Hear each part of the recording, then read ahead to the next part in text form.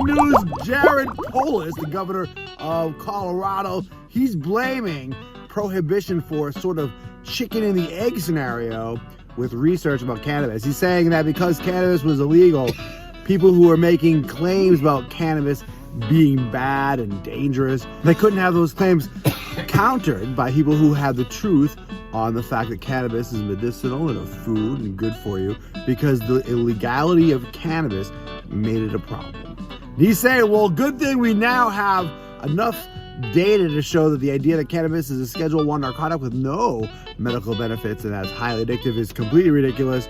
There isn't any way anyone who's a reasonable person can come to that understanding now that we have such amazing data on cannabis as medicine.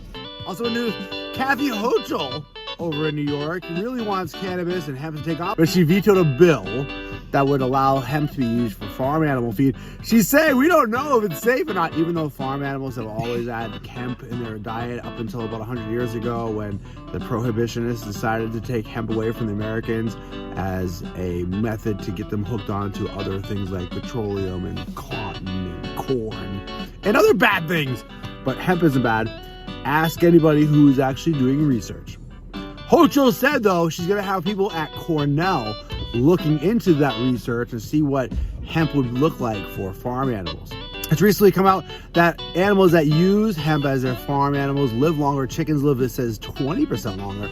And it reduces the amount of cortisol, and that's important for factory meats because those things are full of cortisol, which are then consumed by humans who consume factory meats. We see way more concern about glyphosate and high fructose corn syrup and aspartame, but these people are worried about the most nutritious food source known to humans for farm animal feed.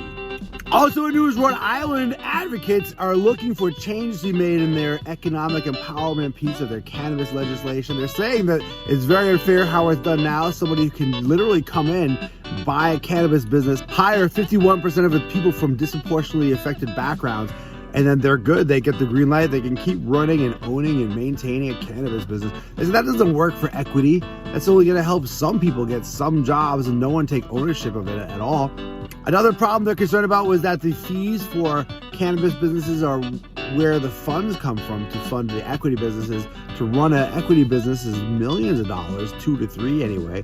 They're saying that the entirety of the funds collected last year from the cannabis program is about $1 million, whereas the tax collected, even just in the short time they've been running the program, is already like $27 million. They're saying we should have some of that money, actually half should go towards funding these equity businesses, putting them in business to be participants in not only the economy, but the community. Thanks for watching The Walk Daily.